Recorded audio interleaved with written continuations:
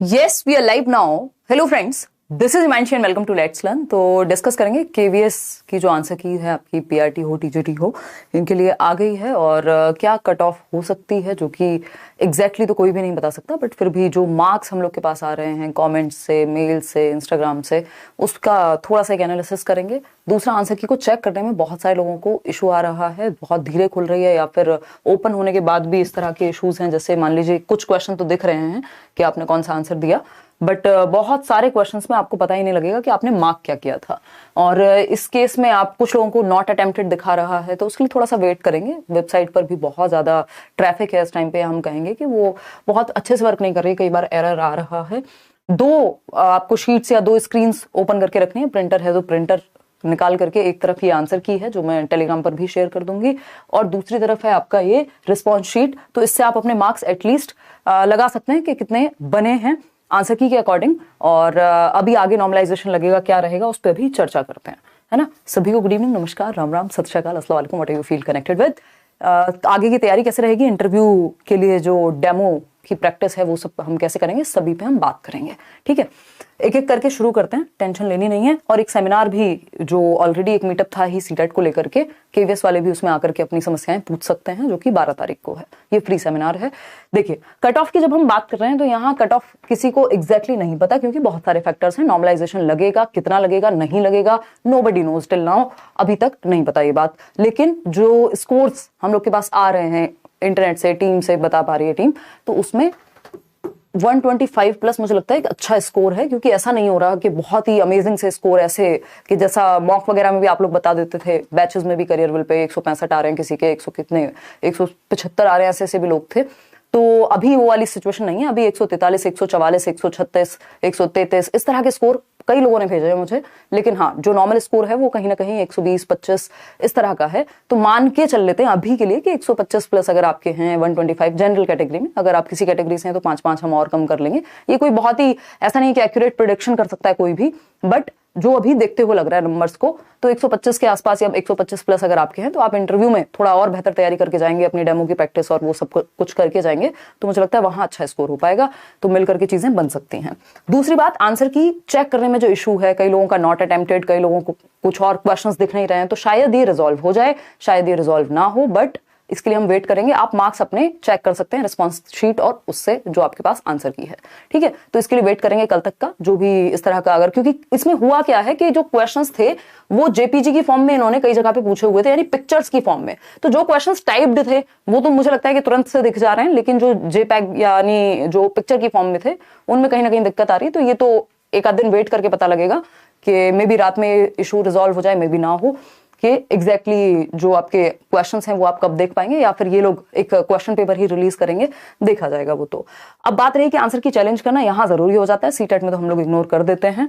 Interview batch की जब हम बात कर रहे हैं तो ये इंटरव्यू बैच का होली के बाद आंसर की कहीं वेट कर रहे थे हम लोग, प्लानिंग सारी हो चुकी है, बहुत ही एक्सपीरियंस्ड, और जिन लोग एक्चुअल में भी ऐसे भी लोग हैं जो रहे हैं कहीं ना कहीं कभी ना कभी इस तरह की चीजों में। और तो उसके लिए एक बार आप सेमिनार में आएंगे और थोड़ा सा होली के बाद ये आपको अनाउंसमेंट देखने को मिल जाएगी कि इंटरव्यू का बैच यहीं दिल्ली में करियरविल के ऑफिस में प्लानिंग पूरी है, उस हिसाब से चलेगा।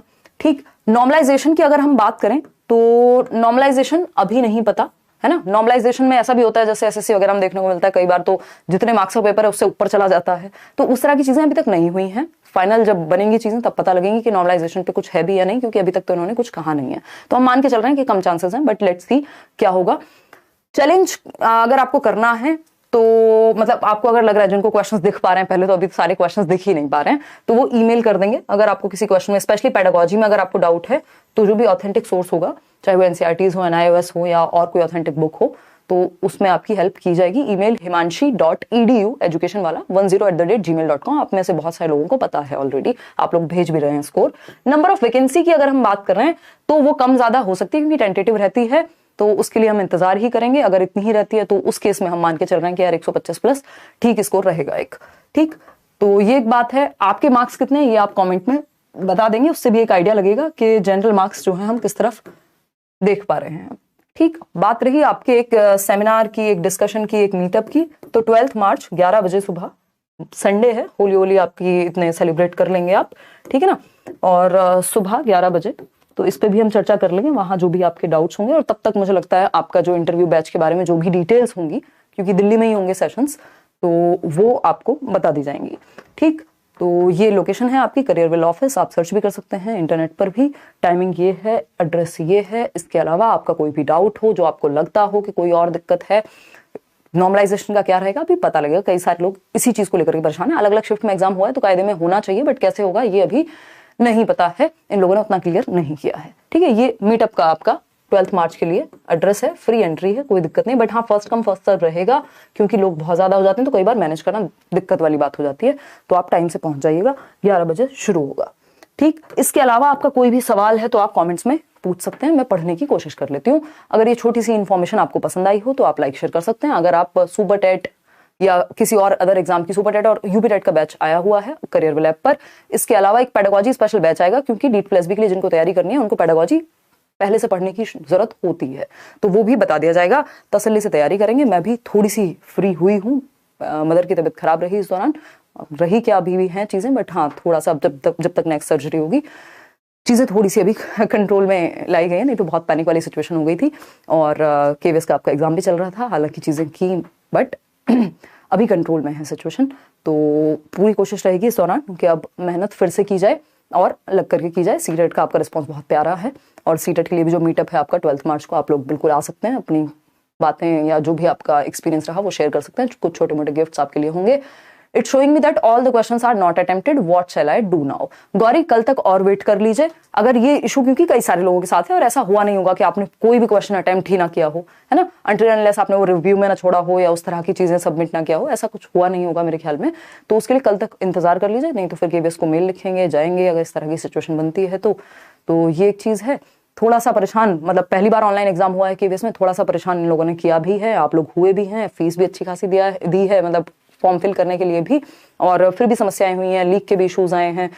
तो सिस्टम है, और बड़ी दुखद बात है कि हम इसको सिस्टम कह करके बस निकल जाने की कोशिश करते हैं, क्योंकि या तो आप लड़ाई लड़ते रहें या फिर थोड़ा सा मेहनत करें।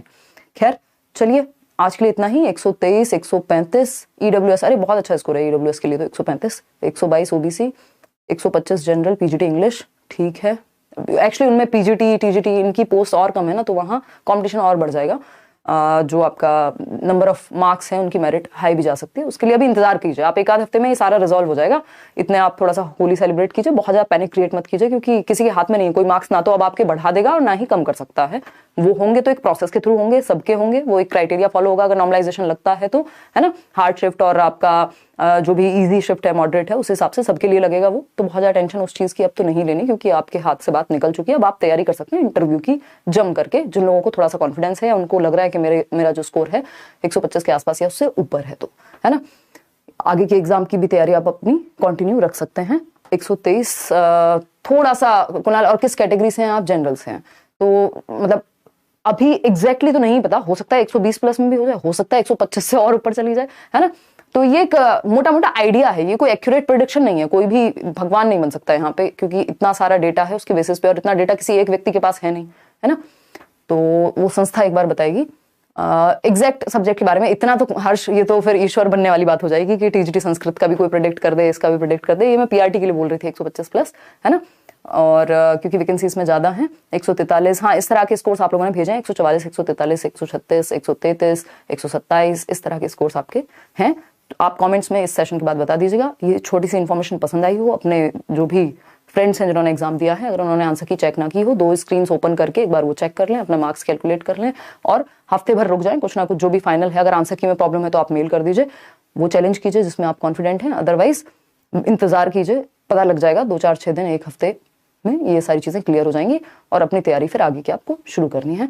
मिलेंगे जल्दी ही। मैं थोड़े से ब्रेक पे हूँ, क्योंकि पिछले 4, 5, 6 महीने से बहुत मतलब ओवरवर्कड जिसे कहते हैं, चाहे वो सीटेट के लिए हो, आपको सारे नोट्स प्रोवाइड करना हो, सिंगल हैंडेडली बहुत सारा काम हो जाता है कई बार, क्योंकि जो पढ़ने और पढ़ाने की प्रक्रिया है उसमें मुझे नहीं लगता, मतलब वो काम मैं किसी और को नहीं दे सकती टीम में, क्योंकि वो जो कंटेंट है वो एक्सपीरियंस उसमें जरूरी होता है। तो उसमें बहुत मेहनत लगी, मैराथॉन्स रहे सीटेट के, फिर केवीएस आ गया, फिर इस दौरान जो घर पे सिचुएशंस रही, तो बहुत एक मतलब आपको लगता है कि यार बहुत अजीब सी सिचुएशन बन जाती है, मतलब I can't describe that in words. तो थोड़ा सा मैं हल्के से ब्रेक पे हूँ, होली के बाद मिलते हैं सुपर टेट की क्लासेस में, बैचेस में, और यूट्यूब के लिए भी आगे की प्लानिंग और इंटरव्यू का जो भी बैच है उस पर भी चर्चा करेंगे। अभी तो पहले हम 12 तारीख को मिल रहे हैं, तो आप बिल्कुल इन्वाइटेड हैं दिल्ली में, एड्रेस आपके सामने है, मीटअप है। थैंक यू सो मच, धन्यवाद। कमेंट्स में बता दीजिएगा आपका